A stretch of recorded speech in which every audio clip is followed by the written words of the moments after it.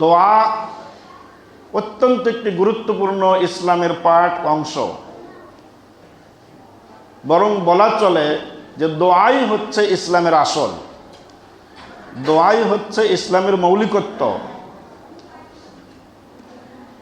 কারণ রাসূল সাল্লাল্লাহু আলাইহি ওয়াসাল্লাম বলেন, আদ-দুআউ হুয়াল ইবাদাহ, দোয়াই হলো প্রকৃতপক্ষে ইবাদত। মানে আপনি ইবাদতের যাই কিছু করেন না কেন, দোয়া ছাড়া ইবাদত নাই। সুতরাং দোয়াই হচ্ছে আসল ইবাদত। আর এই দোয়া আল্লাহ রাব্বুল আলামিন অত্যন্ত গুরুত্ব দিয়ে এই দোয়া করার জন্য আদেশ করেছেন।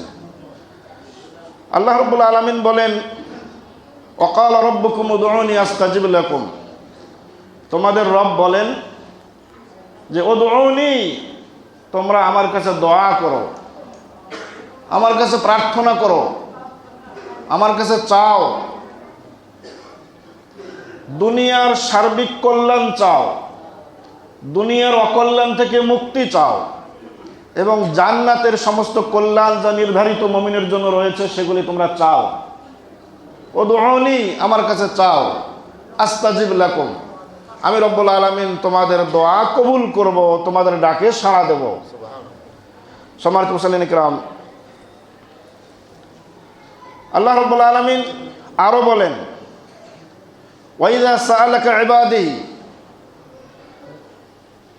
যখন তোমাকে আমার বান্দারা জিজ্ঞেস করে আমার সম্পর্কে, তো বলো ফাইন্নী করিব, আমি অত্যন্ত সন্নিকটে, আমি খুবই সন্নিকটে, একেবারেই নিকটতম। উজিবু দাওয়াতাদ দাঈ ইযা দাআন, যখন দোয়াকারী ব্যক্তি, প্রার্থনাকারী ব্যক্তি প্রার্থনা করে, আমি তার দোয়ার সাড়া দেই, আমি তার দোয়ার জবাব দেই। সম্মানিত উপস্থিতি, আল্লাহ রাব্বুল আলামিন আরো বলেন, উদউ রাব্বাকুম তাদাররুআন ওয়া খীফা ইন্নাল্লাহা লা ইউহিব্বুল মু'তাদিন। আল্লাহ রাব্বুল আলামিন দোয়ার জন্য এবারে নির্দেশ দেন এবং দোয়ার আদবও শিক্ষা দেন। আল্লাহ রাব্বুল আলামিন বলেন, তোমরা তোমাদের রবকে ডাকো, উদউ রাব্বাকুম, তোমরা তোমাদের রবকে আহ্বান করো, ডাকো, তাদাররুআন, বিনয়তার সাথে, কাকুতি মিনতি করে, নিজেকে বিলীন করে, পাপকে স্বীকার করে, মহল্লার মহত্বকে মেনে নিয়ে, নিজেকে অপরাধী ভেবে, ওয়া খীফাতান, এবং চুপে চুপে, গোপনে গোপনে। ইন্নাহু লা ইউহিব্বুল মু'তাদিন, নিশ্চয় রব্বুল আলামিন সীমা লঙ্ঘনকারীদেরকে পছন্দ করেন না। সম্মানিত উপস্থিতি, দোয়া সম্পর্কে কোরআনুল কারীম থেকে 3টি আয়াত উপস্থাপন করলাম।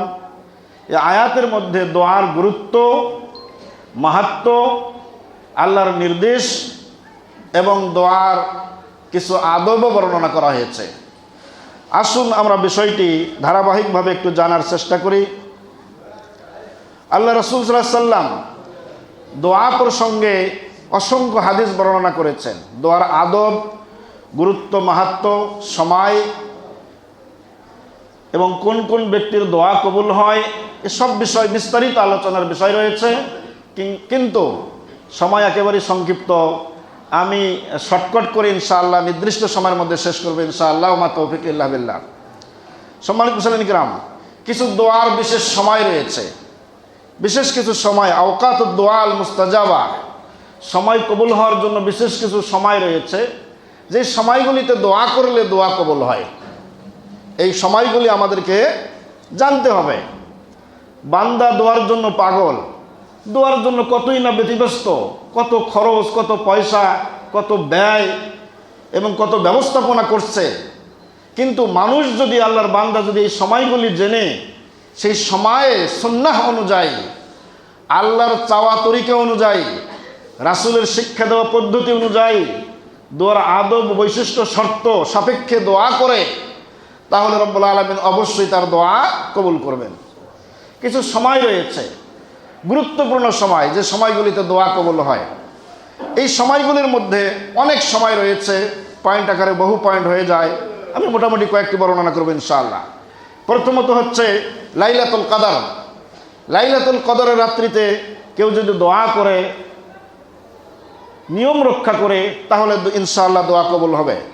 আয়েশা রাদিয়াল্লাহু আনহা আল্লাহ রাসূল সাল্লাল্লাহু আলাইহি ওয়াসাল্লামকে জিজ্ঞেস করলেন, ইয়া রাসূলুল্লাহ, আমি যদি লাইলাতুল কদর পেয়ে যাই তাহলে কি করব?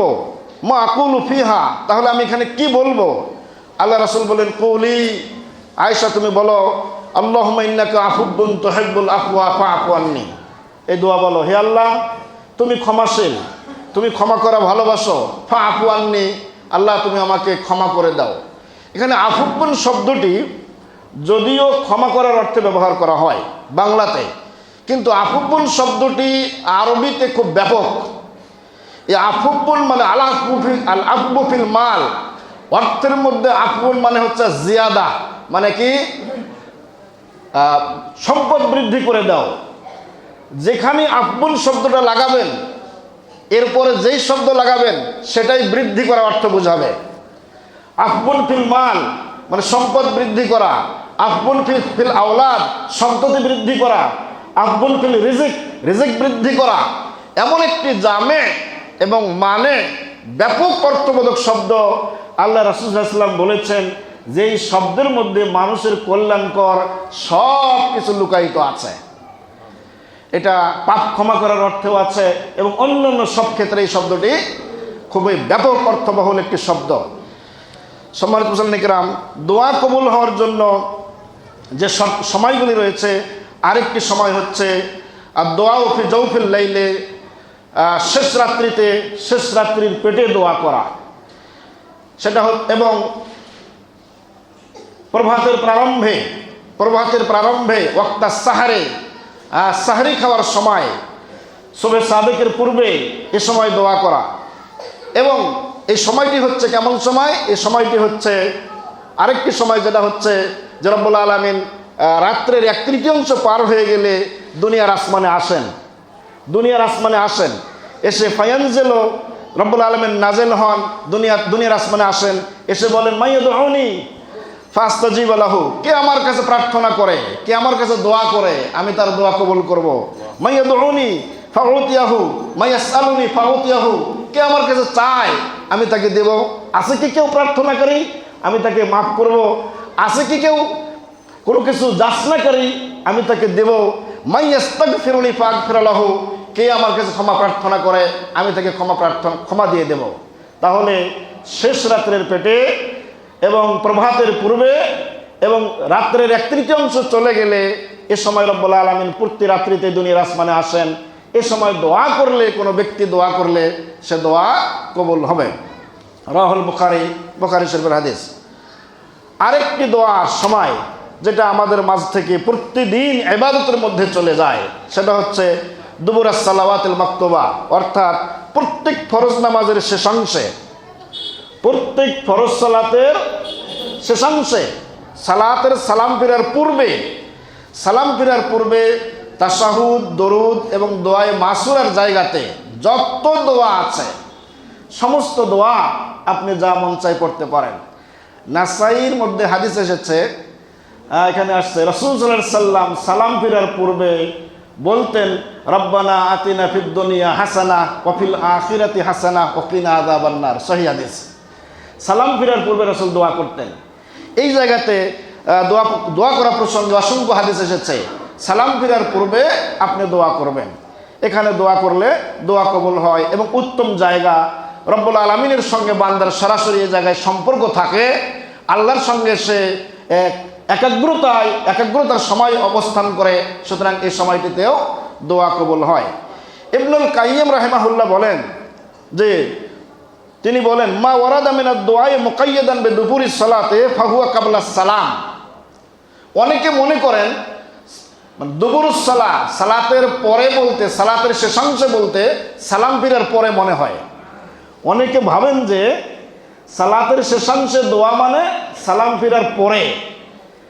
বিশিষ্ট মুহাক্কিক, জগৎ প্রসিদ্ধ ব্যক্তি, গবেষক আল্লামা ইবনে তাইমিয়ার যোগ্য ছাত্র ইবনুল কাইয়িম রাহিমাহুল্লাহ বলেন যে, দুবুরুস সালাহ, সালাতের শেষাংশে মানে হচ্ছে সালাম ফিরার পূর্বে। এটাই হচ্ছে সঠিক অর্থ। এই জায়গায় দোয়া করতে হবে, এখানে দোয়া করলে দোয়া কবুল হবে। সুতরাং আমাদের উচিত একা একাই যখন সালাত পড়ব, সুন্নাত পড়ব, তাহাজ্জুদ পড়ব, নফল পড়ব, একা একাই দীর্ঘ সময় নিয়ে যখন সালাত পড়ব এবং প্ল্যান করে পরিকল্পনা করে মাঝে মধ্যে বান্দা একা একাই সালাতের শেষাংশে এবং দোয়া করা দরকার। এটা মানে এই জায়গায় দোয়া কবুল হয়, এটা করা উচিত। আরেকটি সময় হচ্ছে বাইনাল আযানি ওয়াল ইকামা, আযান এবং ইকামাতের মাঝখানে দোয়া করলে দোয়া কবুল হয়।